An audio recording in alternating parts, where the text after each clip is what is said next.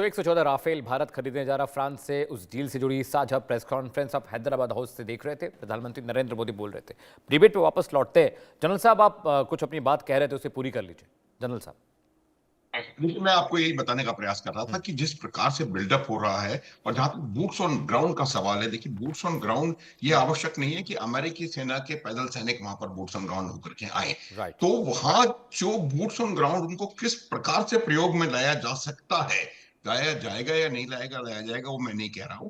लाया जा सकता है वो ये है कि स्पेशल फोर्सेस जो अजरबैजान और आर्मीनिया में अमेरिका के जो मूवमेंट देखी गई है वहां पर डेल्टा फोर्स के कुछ एलिमेंट्स वहां पर आइडेंटिफाई हुए हैं और उसको उसको एक वो नॉर्दर्न नॉकआउट के नाम से बातचीत हो रही है इसकी करने की। तो राइट। वहां से एक पॉसिबिलिटी है कि एक कोई बहुत जबरदस्त एक ऐसा अटैक, अटैक तो नहीं कहूंगा, ऐसा ऑपरेशन किया जाए कि उससे वहां की या तो उसकी रिजीम को पहुंचाया जाए या हम्म। किन्हीं क्लैंडस्टाइन ऑपरेशंस के तरीके से वहां के परमाणु और मिसाइल कार्यक्रम के ऊपर के चीजों पर डायरेक्ट असॉल्ट हमले किए जाए। हम्म। इसराइल और अमेरिका इस चीज में पूरी तरह सक्षम है। तो ये रहेगा जहां तक उस बात का सवाल है।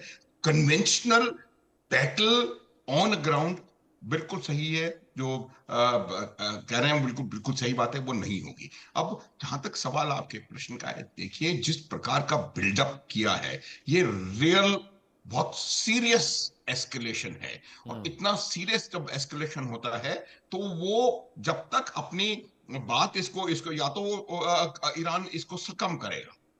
ईरान को तमाम बातें, तमाम नहीं, कुछ बातें माननी पड़ेंगी।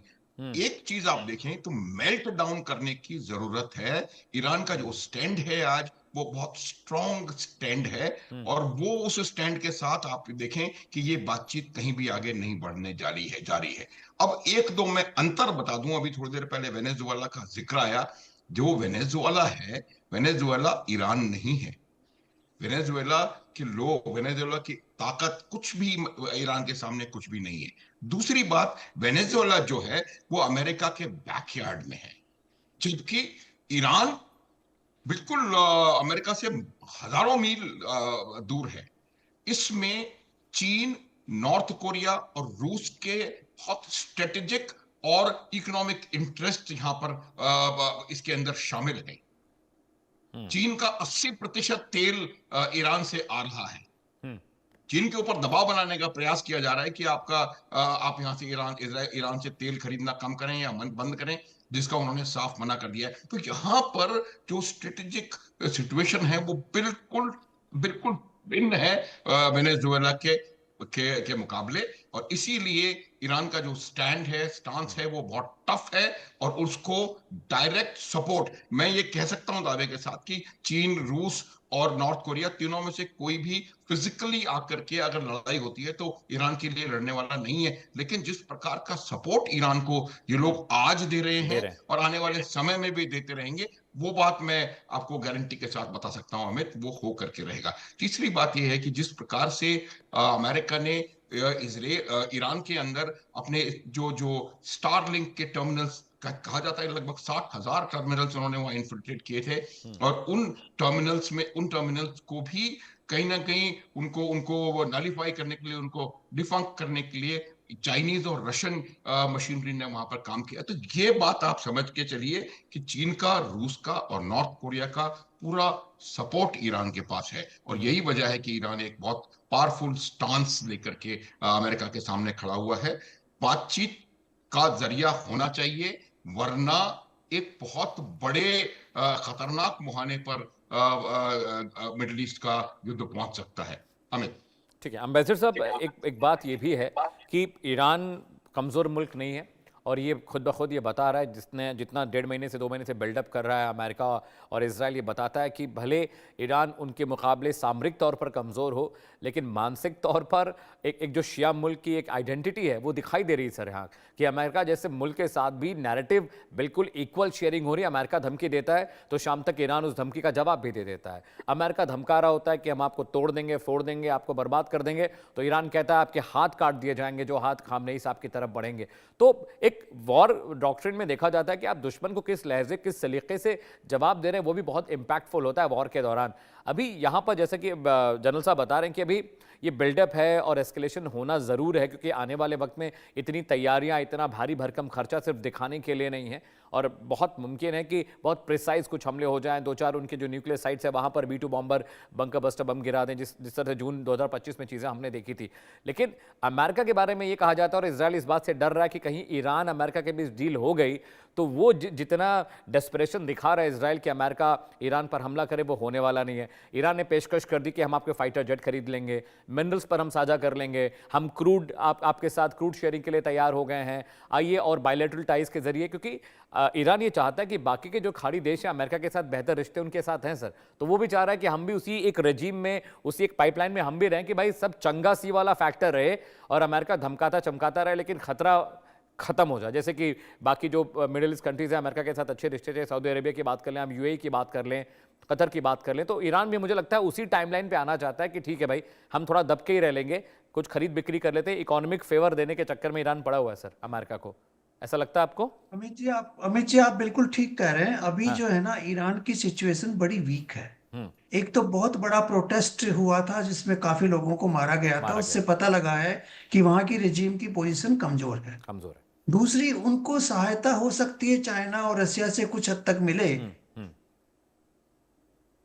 कि पूरा सी ब्लॉकेड किया हुआ है उस एरिया का, हम्म। तो इतना ज्यादा मूवमेंट आर्म्स का हो नहीं सकता। आप एयर से कितना मूवमेंट कर पाएंगे, वो लिमिटेड है। तीसरा यह है कि जो इतना बिल्टअप अमेरिका ने किया है, नेचुरली वो शो फोर्स के लिए ही तो नहीं किया, मैं मानता हूं इस चीज को, लेकिन वो शो फोर्स भी है। वो शो फोर्स इसलिए है कि ईरान के ऊपर जितना प्रेशर होगा उतना ही वो अपने नेगोशिएशंस में नम्रता दिखाएंगे, आगे बढ़ेंगे, कुछ कंसेशंस देंगे। तो मेरे को लगता है कि अगर ईरान इस चीज पे एग्री हो जाता है कि वो न्यूक्लियर प्रोग्राम को पूरी तरह से अबेंडन कर देगा और न्यूक्लियर एनरिचमेंट नहीं करेगा और अपनी इंस्पेक्शंस को ओपन कर देगा, तो एक बहुत बड़ा रास्ता खुल जाएगा, मेरे को ऐसा लग रहा है। उसके बाद शायद अमेरिका जो है वो मिसाइल्स की बात करे और इजराइल की सिक्योरिटी की बात करे। उनके ऊपर मेरे को नहीं लगता कि इतना बहुत ज्यादा डिफिकल्ट नेगोशिएशन होगा।